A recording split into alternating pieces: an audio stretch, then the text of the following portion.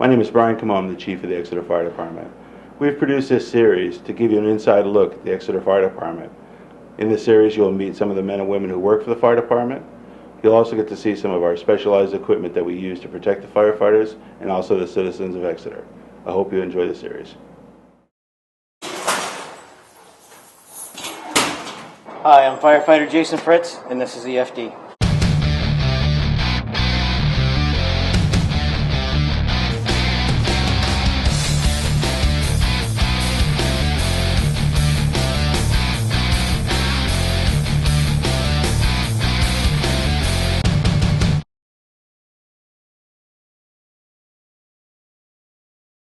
I'm Lieutenant Green. I'm the officer on B shift. B shift consists of 6 members. We go to all sorts of types of incidents every day. We can be on the ladder, the squad. Specifically, I want to talk to you today about engine company operations. Engine company operations consists of setting up a water supply. That would be tagging a hydrant and laying a line to the front of the building.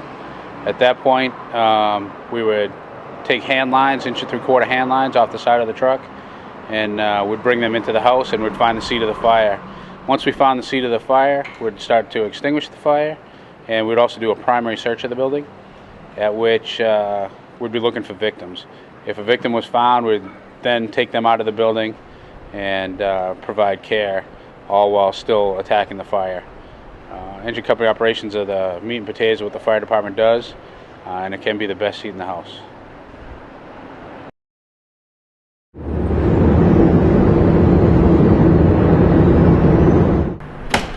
Hi, I'm firefighter St. James, and I'm on B shift Exeter Fire.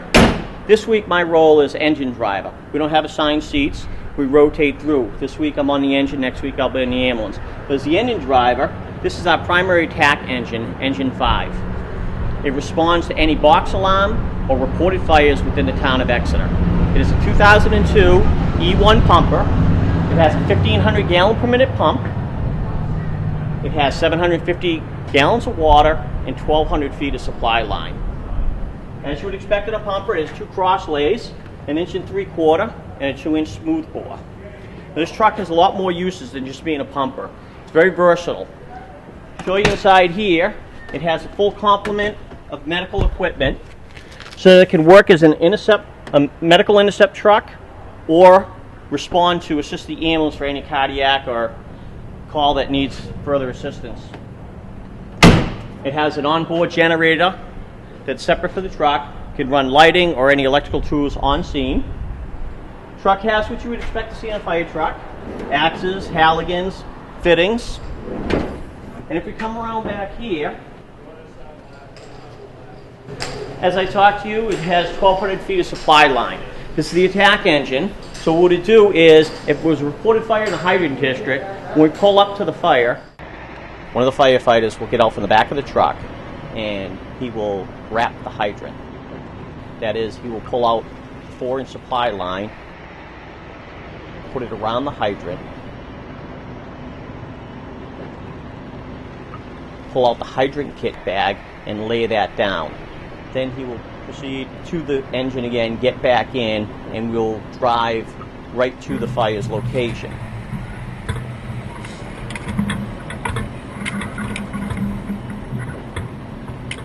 The second due piece of equipment, the operator is going to get out and he's going to attach all the fittings to the hydrant,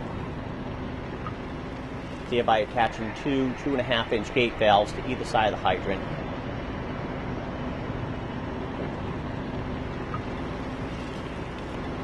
Then he's going to put the HUMAT valve to the 4-inch steamer connection.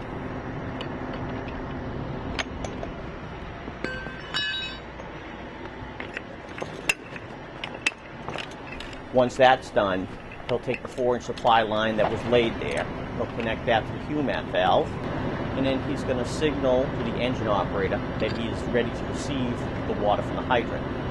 He will open up the hydrant, water will flow into the hose and proceed to the truck. Thereby, the truck is being fed from the hydrant and no longer from the stored water in the truck. The caps on the hydrant are color-coded per NFPA standards. Red means there's 500 gallons per minute or less. Orange means is 1,000 gallons per minute or less. Green means is 1,500 gallons per minute or less. And blue means is 2,000 gallons per minute or less on the hydrant itself. It also has two pre-connects up here, a 2.5-inch line and a 2-inch line, as well as a 3-inch supply line for commercial buildings connected to a blitz wire for water curtain or any outside needs. Also, as I said, it's versatile. This truck has a full set of first extrication tools, which is commonly referred to as the jaws of life. Come around over here, you'll see it has a trash line. Again, it could be used for any car fire or anything else. The truck is always ready to go, and my function, being the engine driver, is to make sure that I do a daily check on this truck.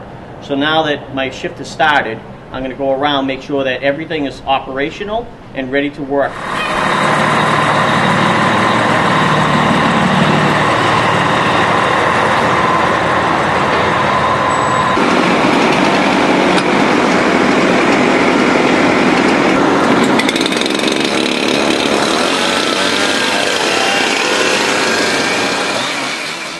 Inside this truck, I have a normal control panel like you would have in any other vehicle.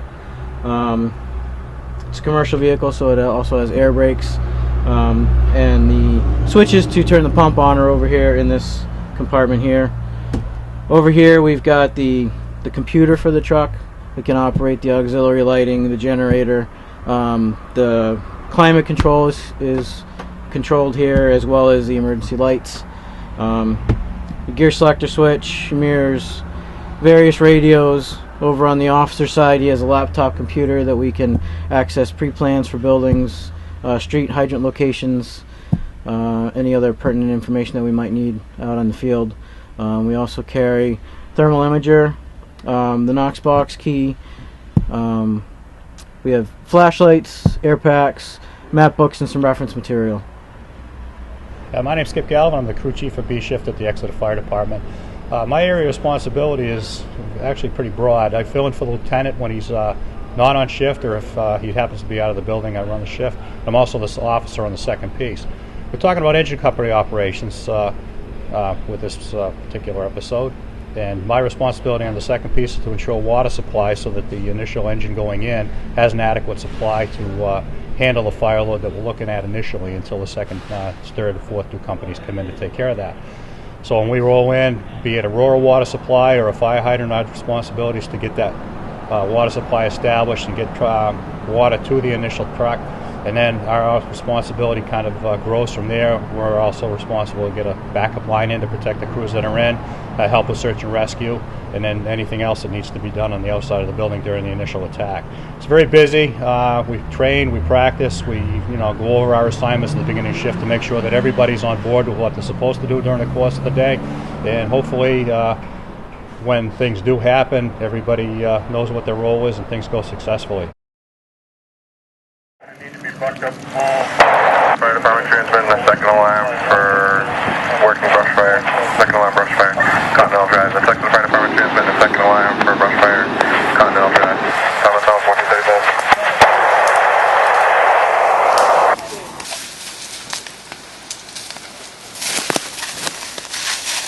Hey Don, get Michael up there to help.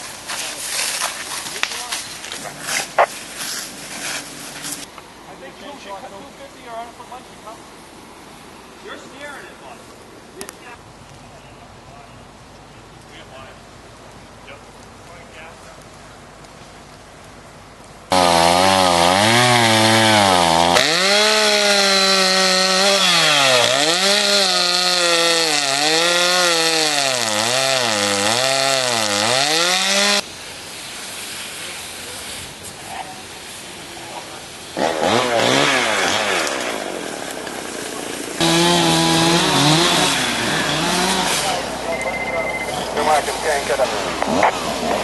Copy that.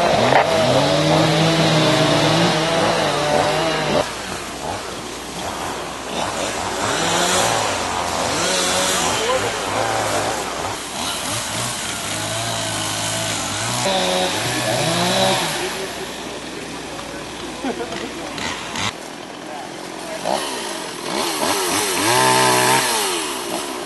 5.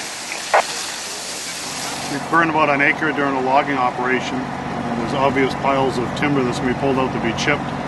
Speaking of forest and lands, they think it could have been during the harvesting operation. The harvester creates spark on the rocks when it cut the trees off, and spark could have laid dormant for days because they haven't been here for about 2 days. So heat of the day, a little breeze today, and it was able to get going in the duff, and it burned about an acre. So guys did a good job.